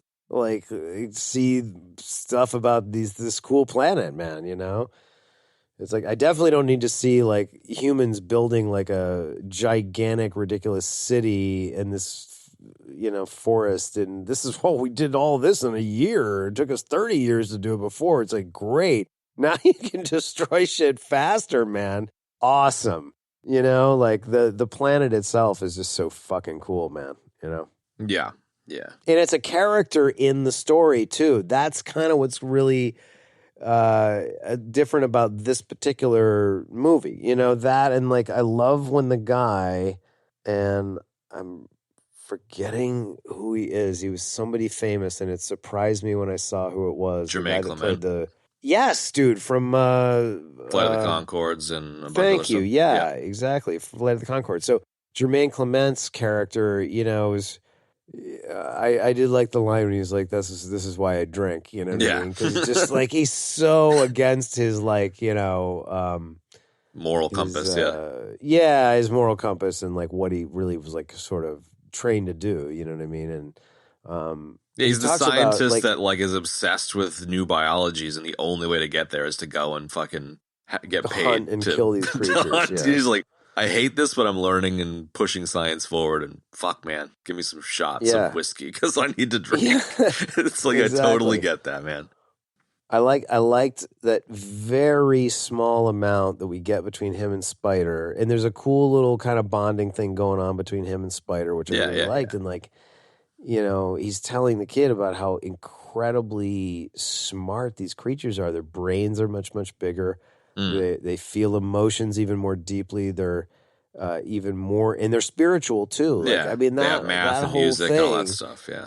Yeah, like that whole thing was so cool. I mean, we're talking about a sea creature, you know what I mean? So again, like I thought that stuff was the best part of the film. It's just so cool and interesting, man, and it's like I just want to learn more about that, Yeah, and that was the appeal of Sigourney Weaver and crew in the first one. You got the mining bullshit or the whaling bullshit, and then it's the people that tag along that are funded by these fuckwits, but it's the only way to get there and try and, be the Galileos that push society forward towards that higher state of consciousness that we were talking about before. So, like, I totally I totally agree. Well, speaking of the whaling shit with Jermaine Clement, like, I think the whaling sequence is one of the more story-driven, interesting kind of action-y sequences. I think it's worth digging into that one a little bit, especially as former Nantucketers, the former whaling capital of the world, and where Moby-Dick takes place. Hey. Like, whaling is something that we're much more familiar with than maybe other peeps. Average folk. Yeah. Your average bear. So I don't know. I really like the idea. I prefer the whaling angle here than the unobtainium mining bullshit in the first one. And the idea that it's like an anti-aging thing, and it's just like, we go and fuck these whales up for their anti-aging stuff. Because that was exactly the same with sperm whales and the spermaceti and using it as a lubricant and fucking candle wax. You go and fucking spend 7 years on a whaling ship murdering whales for just like the shit that's in their noses, It's like, I know. It's so ridiculous that it's crazy that it's true. It's crazy that it's our history or whatever. And that people are willing to destroy life for that. You know what I mean? It's like, it's unbelievable, Yeah. But I don't know. I just like like you said, the spider with the Dr. Garvin, Jermaine Clement, like that little interaction, the drinking thing, and then that like Aussie the Aussie whale captain dude was just such a fucking perfect example of a fuckhead. I loved him. And the whole like actual whaling, where they had these cool subs that would go and fucking shoot harpoon airbags, and then he had this dick measuring contest explosive harpoon rig in the front. Like, I don't know. There was a lot that I liked about that sequence. Yeah, there was. And I mean, there's a lot of interest, like some of the technology too, I did like. The thing I liked the most, like the mini subs were kind of cool, but the crab things were really cool, man. The crab things were awesome. That and those kind of spindly exosuits that the humans had, I thought were really cool. Those two things, I think, were my two favorite bits of like, futuristic technology, and the crab things were my absolute favorite. Like, there was something. They just nailed like the movement of those, like the arms and the way they crawled and moved and how they could tuck the legs in and then just take off like a little sub. That was really, really cool, man. Yeah, I thought that was awesome. Totally. You know, but I think that would be it, like on the like sort of sci-fi techie front in terms of what I really liked about this movie. Like the big ship was kind of cool, but it was kind of interesting. It was very Star Destroyer-y, whatever, but esque. But it was like the water version of the giant jet in the first one, man. You know, it's just kind of like, all right, the helicopter-y kind of things are pretty sick. The dragonfly things, yeah, those things were cool. Those things were cool in the. They're not as cool as the ornithopters in Dune, but they're pretty fucking cool. No, the thopters in the new Dune. Holy shit, dude! They need to make a fucking cool thopter toy because I would buy the fucking shit out of that. I know. I've been looking at some Star Wars Black Series action figures, and I was just like, damn, dude, these are so good. Totally. But the I don't know. What did you think about the whaler? Did you enjoy him or? Wait, I'm not. Now you got me on this whole idea We're of done. A Dune thing. No Star Wars toy cul-de-sac. No way. No, it's a Dune Thopter toy cul-de-sac. Now I want a Dune Thopter, bro. I'm pulling us back, what man. The hell? No, dude. All right, whatever. I think a Dune Thopter toy that was like really well done, yeah, like a McFarlane like Toys $200 thing would be yeah. really sweet. Well, yeah, maybe not that. But you know what I mean? Like that level, like where it's like I do. one fucking 8th scale, like tons of detail. Yeah, totally, man. Anyway, all right, go. Where do you want to go next? Did you like the whaling guy? I just was charmed by that guy. You mean the fuckhead Aussie guy? Yeah. Yeah. I mean, he was just he's just so tropey. But that's and what I annoying. liked. I don't know. Yeah, I guess. That's why I liked him. He was just so blustery. He was like, "Oh, I'm a fucking big man, mate." Yeah, bring her around. Let me get another shot. You know, I was like, "Shut up." Dude. But it was perfect because it's like he's just this like tubby for free dude who sips his coffee on the fucking poop deck, and then like, do you know what I mean? He thinks he's hot shit. Because these fucking whales have never pushed back because they're fucking peaceful, you know, Gandhi whales or whatever the fuck. And then as soon as the whales start pushing back, he's like, "Oh shit, mate!" You know, like gets his fucking arm ripped off. It's beautiful, dude. And you see the actual arm flying through the air when that little bit concludes, man. It's so good. And I think, yeah, it is. And he was super. Tubby for free, dude. You know what I mean? Like he was perfect. He's the perfect cocky guy who thinks he's a hot shit, but it turns out he ain't. You know? Yeah, and I mean, you know, I also just watched Mad Max Fury Road again because it's so black and white or regular. I went with regular this time because my memory had that I went with the black and chrome version last time. But, you did, yeah. It's so good, man. So I was kind of like, I had just listened to. I had just seen a bunch of real badass Aussies in that movie. Yeah. So this guy was he was so annoying. I just wanted a Morton Joe to come and like go rip his weird mask off and eat his face, dude. You know? Okay, that's fair enough. I don't know. But that's not this movie's fault. That's your fault. Fair enough. But like that guy was a proper tool in every great way. I get it. Yeah. I hope he doesn't come back. But I like that he got Captain Ahab. Like he now has a white whale that took off one of his limbs. You know, like it's very Captain Ahab. It is. I didn't even think about that. And I like the idea of this guy going from being like, "Dude, I'm fucking so badass," to actually like becoming a badass. Like maybe he loses his arm and gets like this cool like harpoon robot arm, and he's like, "I'm gonna go fucking kill that guy." That I would actually love to see. There should be like a spin-off movie. Moby-Dick and fucking Pandora. Yeah, dude. Yeah, no, it would be called Scoresby.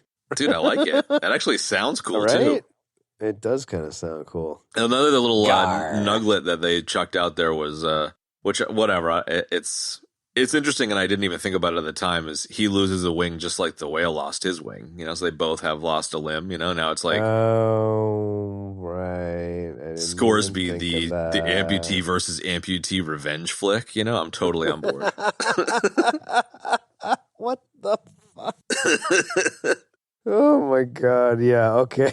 Well, we were spending an inordinate amount of time on Scoresby. I love it. He was great, man. He was great. What else? I mean, do you want to marry him? Do you want to hang out with Hey, him? that's legal over here. Whatever. Hey.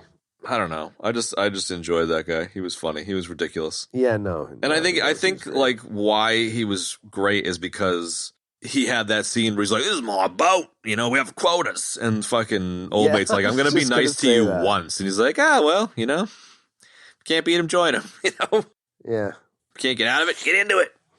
Yeah, him and his quotas, dude. But like, he's a fuckhead. He's on his boat. He's the captain. He thinks he's King Dick. Then Quidditch comes in and pushes his shit in. And then Jermaine Clement is just like sitting in the corner being like, "You're an asshole," every chance he gets. Like, it just makes it so nice. Yeah. It's so funny. It is. It's a good dynamic for sure, dude. So I like the whaling scenes. I don't know. As far as the actiony shit goes, that was the most interesting to me.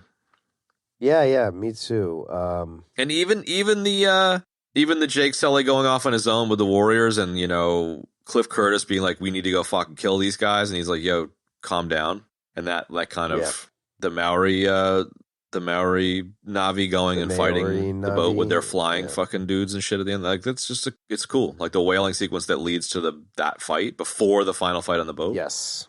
Some good shit. And I mean, the coolest thing, those creatures were amazing. It was like these flying fish, dude, and the way they would kind of glide and then still use their tails to propel them across the top of the water was just fantastic, man. And then watching them in action in the battle, I did like, just as much as I liked watching the giant Tatanka like throwing his body onto the boat and thrashing around and wrecking all the cranes and stuff like that. Like that was fantastic, yeah. Yeah, it was great, and it was cool to see the Akron again in this movie. I always thought they were like really cool and interesting creatures in the first one, man. The what? The flying ones? Yeah, the Akron, dude. The flying, little mini dragons that they rode in the first one. Yeah. Dude, so cool to see them. What? Can I just steamroll you a little bit and how much I enjoyed the flying dragon date night in the opening sequence? We're like, "Get away from the kids, date night." God, they're like flying around, fucking flirting, dude. I know. I mean, the narration, dude. Like at times it works and it's in both the movies, And it's like at times it works, and at other times it's just like, ugh, gross. Yeah, I thought the flying date night was hilarious. Yeah, it was kind of funny. I think I had something else about that battle bit. I don't know. No, it would have been cool to see, like, we got to see that sort of shark creature. I'm sorry, I'm still sort of hyper focused on the creatures. Like, it's fun. That shark creature when he meets the Tatanka was cool. It would have been cool to see some more interesting sea creatures. Sure. Right? It was more interesting than the sea creature stuff. Was more interesting than the abyss drowning in a ship, gotta get out kind of final fight shit, for sure. You mean at the end? Yeah, like you were saying before, like the final fight was whatever, who cares? And then like skippable, dude. The abyss, they're stuck in a boat and they're gonna drown shit. Like all that shit is a half an hour that could have been spent somewhere else. I don't know where it could have been spent, but your let's do more with the sea creature shit could have been it, Yeah, absolutely, man. And again, just the physics and the geometry and the way that the creatures are designed, especially the Tatanka creatures, was super cool with like the kind of mouth that articulates on 3 points and like having has like a two shell. Sets of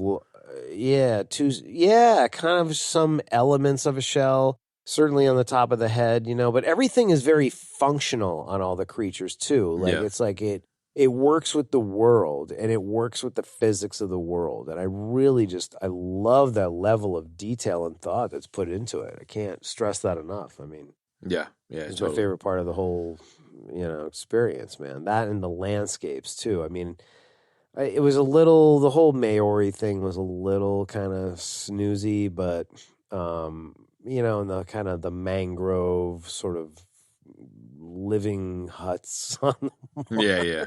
I like the like Haka stuff, like the tongue out war dance stuff. Yeah. So like the Maori warrior elements I liked, but like you said, the space hammock fucking houses and shit were just kind of nothing burgers. Yeah, it was a little, I don't know. I mean, it was okay, but again, I mean, they could have maybe they could have put a little more energy into that. Come up with something different. Sure. I mean, I don't know. The original Na'vi, the bluer Na'vi, are living in giant tree hammocks essentially. So I don't know, whatever.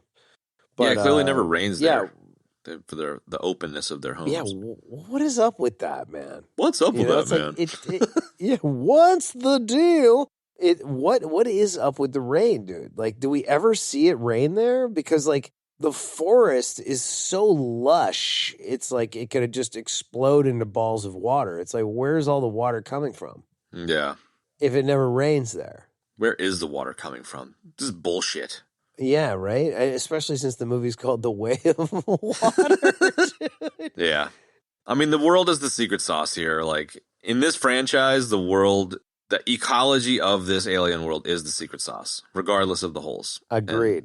1,000%. If we ended the show right on that That's statement, it, yeah. that would be fine. Because that is it. Where like a Star Trek is the idea of a spacefaring civilization, and Star Wars is whatever Star Wars is. Star Wars is just a giant cantina full of interesting shit. Sure. With laser swords. Like, this one's all about the ecology of that world. And I think, like I said in the beginning, like, they've got 5 movies, they've mapped it out already. This is filler or transitional. So, like, we'll get to the fucking Immaculate Conception Kiri shit and all that shit later, whatever. Yeah, right. Well, I mean, look, dude, he filmed at least this and the next one back to back, if not all of them. I think they did 3. So, I think they did the next 3 back to back. Oh my God, dude, we're probably going to see, like, the next movie's probably going to be coming out in a few months. Yeah, I don't know. He's probably going to jerk off in the special effects room for a couple of years with it. He's like 68 or some shit though. He even made a joke that like he's got the joke wasn't this next bit, which is he's got ideas for movies 6 and 7, and then he's like, I'll be 89 by the time that comes around. So it's like, he's getting on. Wow. I think it's just like the issue with a franchise like this is it's trying to be a Star Wars or Star Trek level of world and swing for the fences. Like he literally said that. Cool. But like none of these franchises, maybe Star Trek is the best of the bunch, have landed any of these franchises. And I think Star Trek is the best of the bunch because it's not trying to land some huge fucking Skywalker story arc. No, dude, Star Trek was always just it's a series of interesting things that happen within a universe as opposed to a like hero narrative. And I feel like that's a great that's a great example, dude. Yeah, because like we've complained about Star Wars like endlessly, and I think you're right about Star Trek. I never really thought about it like that. That's the one. That's why it's good. Because they're not stuck that's why with it's some great. bullshit. Because they're only focused on the stories and the writing, dude. Yeah, not on the hero bullshit. They're focused on the stories and the writing and the human interaction, which is what makes great stories and great sci-fi, and not some bunch of nonsense or CGI effects or any of that stuff. You know what I mean? So it's like the original series was super popular, and it's like everything that we had since then, possibly with the exception of Discovery, oddly enough, it's just been superlative, man. It's been excellent. And like now Strange New Worlds is great. The remake movies were great. Like, yeah, you're right. And I think the issue is like, what's good about Star Trek is what we just said, that it's a series of different stories in the universe, and it's not all tied to one hero arc. Star Wars, obviously, movies got stuck with the Skywalker stuff, and it just got so tired that they've shifted. And instead of Star Wars shifting to a Star Trek, like it's a bunch of different stories, Star Wars has taken some of that, but also clearly been influenced by the MCU. And the MCU is like all about the space Hitlers. It's all about the build up to the big mega boss battle, Thanos shit. And like, it's just another example of a large arc that needs to fucking score 10 points on its landing in the gymnastics tournament. Like, it's just not going to fucking happen. Right. But and this is the same. Star Trek just has the hero family, and I think it's going to be the same 5 movies later. Right. Exactly. In Star Wars, it's just like this good versus evil, good versus evil, good versus evil, right? But it's not that. That can be good, but it's good versus evil Skywalker. Good versus evil Skywalker. Good versus evil Skywalker. Like, those things together were even worse than just good versus evil being boring.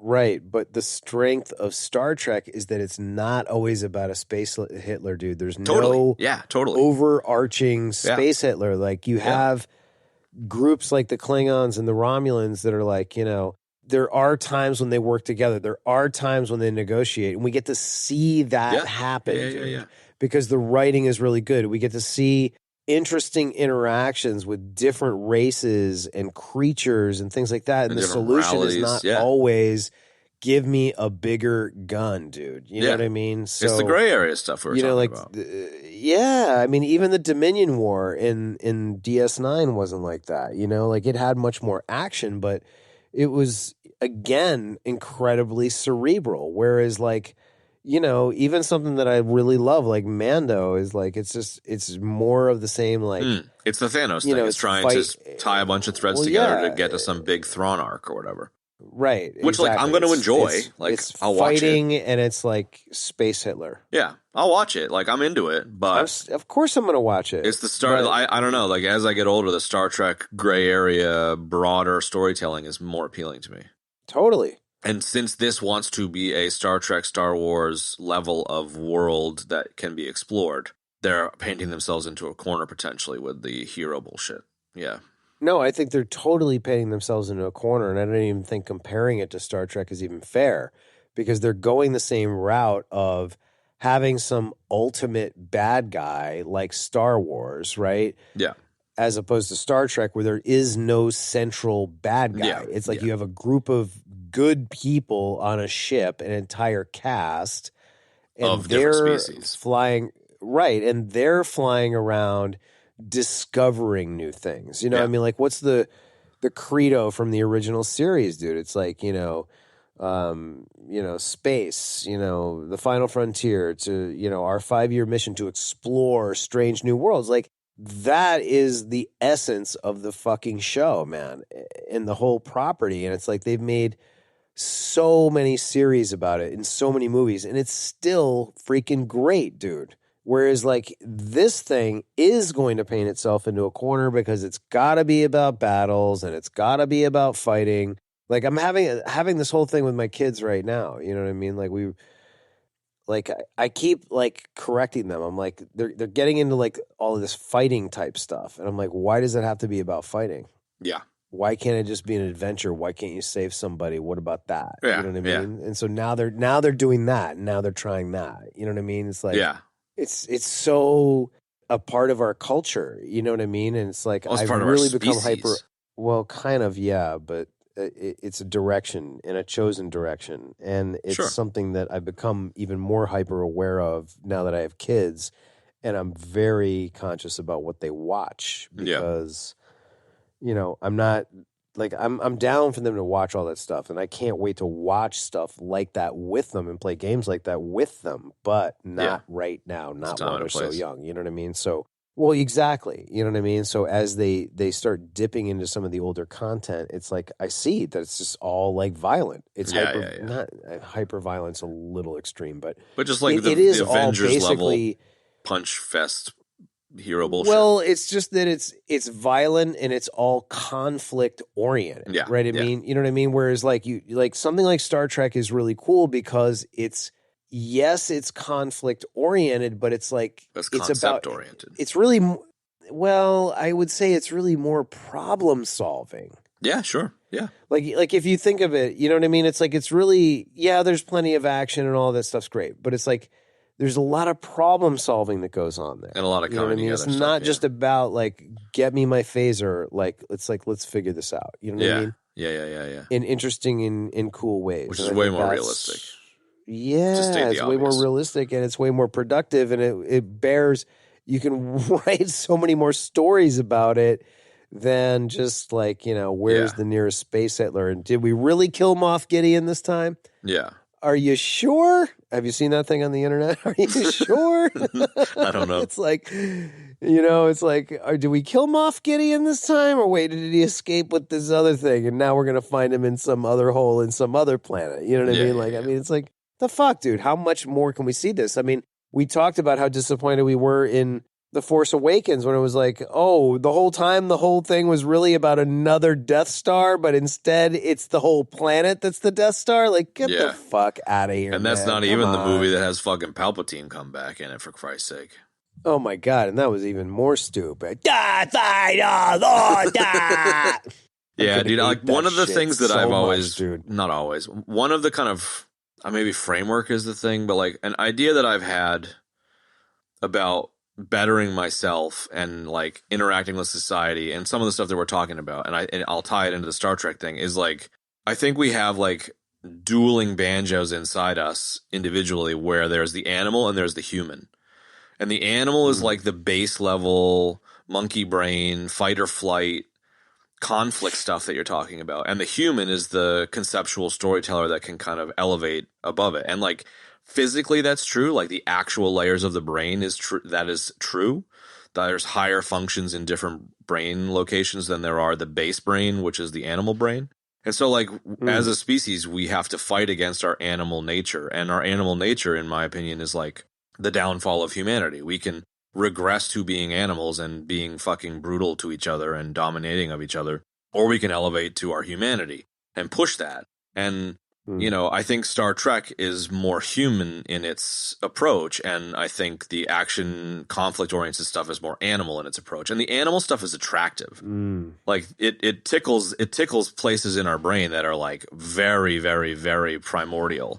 And you know, there's something that like is attractive about it. And they talk about things like, you know, social media and some of the billion-dollar companies. There was a joke in the tech circles of like, if you make something that's one of the 7 deadly sins, you'll be a billion-dollar company. And it's like there are animal parts of us that we do not have control over because evolution has not separated us from those parts.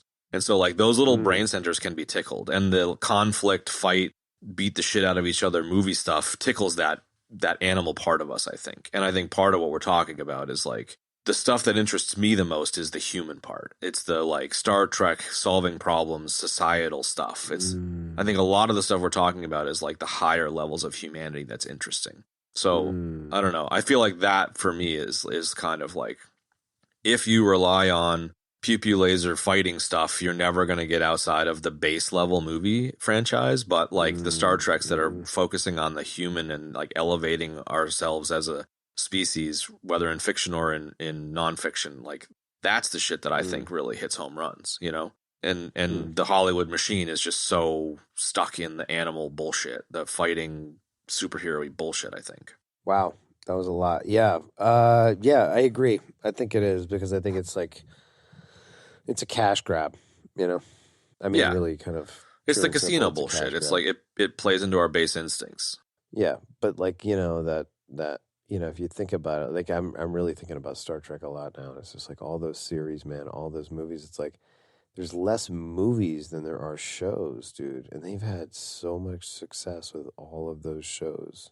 And it just keeps going and going and going. But it's so niche, you know, like how do you mean that though? Star Trek is huge, but it's also niche. You know? No, I don't. It's so huge, dude. It's huge, but it's like it's not huge if you talk to all of the people. It's huge in nerd circles. Fair enough. You know, it's huge, but it also but it's not niche. I think it occupies its own corner of the universe, dude. Like it's huge, man. You know, but so like it's too huge to be niche. But I just think it's niche in broader society. Like there's no Star Trek. There's 0 Star Trek movies in the top 10 grossing films of all time. You know, so like if you vote with your dollars, people want the pew pew lasers or they want the action shit. They don't want the cerebral shit, just generally speaking. And so I think like it's niche through the lens of what broader society wants to be entertained with. Like broader society wants the bread and circuses, go and watch the fucking lions eat the people in the Roman Colosseum, you know, like. Right.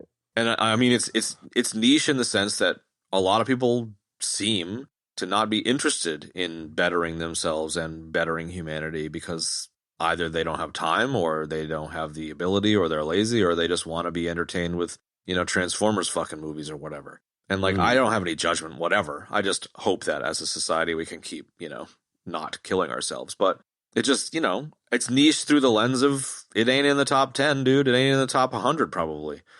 And that's because people don't want to be cerebral. They want to be entertained and fucking smash popcorn in their faces. And that's not me, but Anger in colors. it seems to be the way it is, If Renfield can't make any fucking money, then we're fucked. Clearly people don't even want to be entertained in hope. entertaining ways. They just want the same fucking...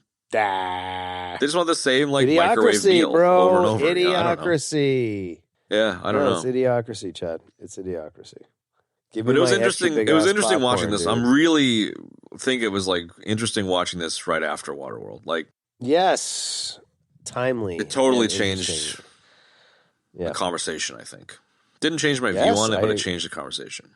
No, it didn't. But I also, having another viewing of this movie, I was able to like really kind of pull out more of what I really, really liked, and I was able to figure out at the core what I think I liked about the whole Avatar thing, and what I was able to really cement what was lacking. Yeah. And what I did not care for in it. So, I'm glad about all that. Yeah. I definitely hate watching the first time. So glad to revisit it. I probably won't see it again because there'll be the other movies to watch at some stage. But yeah, I'm not going to watch this again anytime soon. But Nuggets, deaths, ratings, I think, my friend. Let's, I mean, I guess Nuggets, I would say skip that and just do deaths and ratings. But I've got Nuggets. I got 2 Nuggets for you, bro. All right, go, dude. What do you got? 1 nugget. The baby that's held up, Netiem, the kid that dies. Okay. That was Joel Moore's kid. Joel David Moore? They mocapped Joel Moore's 3-month-old baby, which I thought was interesting. What the fuck? Really? Wow. Yeah. So I guess like they mocapped cool. Joel Moore's kid, who was 3 months at the time, and then Joel Moore like sobbed on set just with like, I don't know, the emotion of it being his kid, and I don't know, he was having like a dad moment, which I don't know. It's kind of cheese dick, but it's also kind of endearing, and I kind of like it. I love Joel Moore. Cool. I agree with you that he should have had more time in the movie. You're talking, yeah. Yes. All right, next nugget. What do you got? This one is a good one. The bitchy little son, the kid who gets in all the trouble, has braids that hang down over his right eye, and James Cameron insisted that happened as a reference to John Connor's hairstyle from Terminator 2, which I just fucking love. Ooh, like that, man. Yeah, dude. I like that a lot. Because, like, John Connor's little fucking droopy hairdo was so fucking huge. Totally, dude. God, I can't wait to see Grand Admiral Todd again in Mandalorian. Oh, my God. I'm so pumped. Right? So they were worthy nuggets out of the 7 billion of them that there were there. So too many nuggets, and they're all about just a lot of shit, too. Like, give me a nugget, bro. Don't tell me about Cameron wanting it to be more character driven. I can read that in any damn magazine, bro. Come on. You know what I mean? dude. Like, yeah, there's too many nuggets. So anyway, that's good. Nice nuggets. Deaths. We only had 1 death. Really? Yeah, I know. You would think that there might be more, considering this is probably the longest one we've done in a while. We had your watertight death. So that was good. That 1 death was a very good death. The Matrix was referenced. I don't know if we're still doing official Matrix deaths, but we are not. We have retired or put them on a shelf for now. Okay. And I mean, I guess, we have not like brought the Star Wars death back in any official capacity. So yeah, that's not a thing either. So our 1 death is your glorious watertight death. So whatever. Word. That's it. Ratings. So now comes to really the most interesting part of the NDR for this is what are we going to rate this?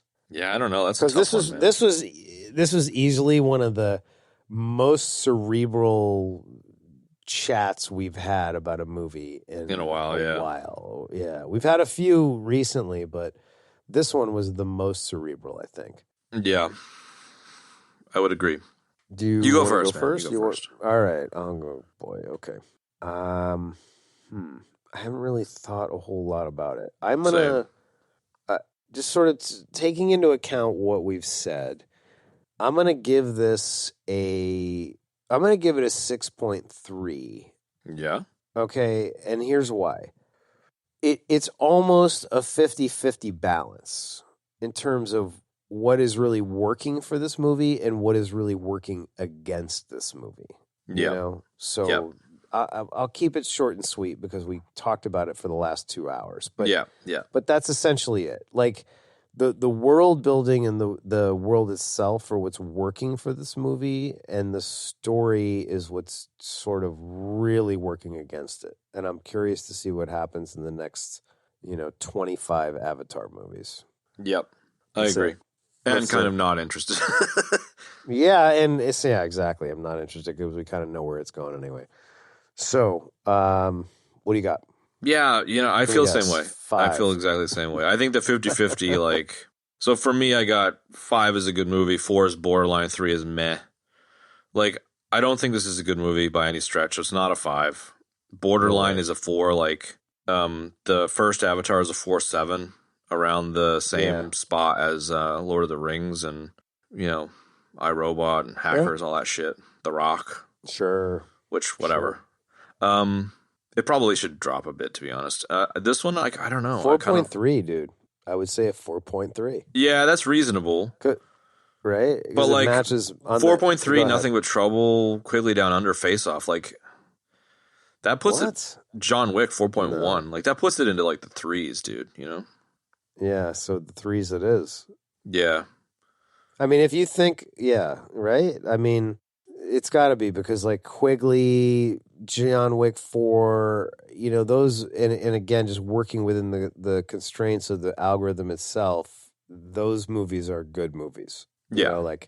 So I know you're a Matrix fan, but Matrix Resurrections is a 3.9, so that's the border. Hudson Hawk is a 4, and Matrix Resurrections is a 3.9. Ice Pirates 3.6. Yeah. Elf for Justice, Red Dawn 3.7s. Yeah. So I don't know. It's somewhere in there. John Wick 4 is way better than this. So is Quigley, no doubt about it. Quigley is a movie. Even though we weren't super interested when we did that movie, I've watched Quigley many, many times. That's a great movie. Yeah. John Wick 4, we were kind of exhausted with John Wick, I think, at that point, and him killing everybody, but it's still an awesome movie. So just looking at the 3s, I got Trespass, Bloodshot, and Stop or My Mom Will Shoot. I kind of think that they're all better than this, but maybe this is slightly better than them. Wow, maybe. I don't know. The strength of the world building in this movie is carrying. It is the only strength. It's the only strength. And it's also very strong. Yeah. So I don't know. I say in that 3-4 range seems appropriate for the algorithm. Yeah, I'll say 3.6. 3.6. All right. 3.6. I think I prefer 6. Ice Pirates. Wow. There you have it, folks. 3.6. And that was way longer than needed to be spent on my rating. I'm curious how this is going to cut up. It's going to take me forever to edit this thing, but I think it flows reasonable, so I don't even know if it needs that much. But just for it may not. But it's also a freaking 3-hour movie. Hey, whatever. People can. Exactly. It's a 3-hour movie. It's a 3-hour podcast. Fuck it. All right. One thing. Sorry, what? That I wrote down while you were eating chicken was was a kind of a closing kind of thought about how I feel about the movie, and I just wrote down: impressive doesn't mean entertained, and entertained doesn't mean that I was moved. And I think the movies that I like are movies that move me in some way, and sure, this is focusing too much on the entertainment. So I don't know. Agreed. That's my parting 11Z's outro bullshit. That's the Chad last word, as it were. All right, Chad last word. What are we doing next week? Spider-Man Across the Spider-Verse. Now, are you sure? I hope so. Because I hope I'm sure. We've had this thing on deck already. All right, so there you have it, folks. Avatar, the way of Waterworld. And next week, tune in for Spider-Man Across the Spider-Verse. And that's it. We'll see you next time. See ya. And that's going to wrap up this week's watery episode. If you'd like to check out the show notes for this episode, you can do so in your podcast app choice, or at our website, ebd.fm/episodes/223. If you would like to support the show, and we really appreciate all of you guys supporting it through listening and supporting it with actual Patreon money and the reviews and everything, we really, really appreciate it. And if you would like to further that, or if you have not yet done that, you can always chuck us a buck on Patreon, patreon.com/EBD podcast. You can rate us and review us on iTunes or, wherever you get your podcasts. And you can also tell your friends and family to check out the show. That works great, and we appreciate all those things.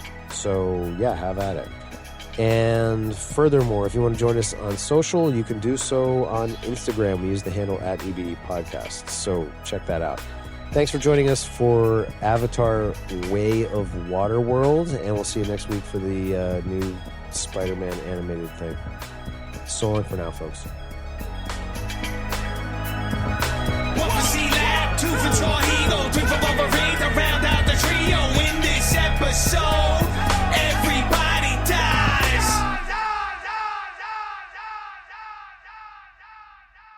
Beady, beady, beady. Stop into it.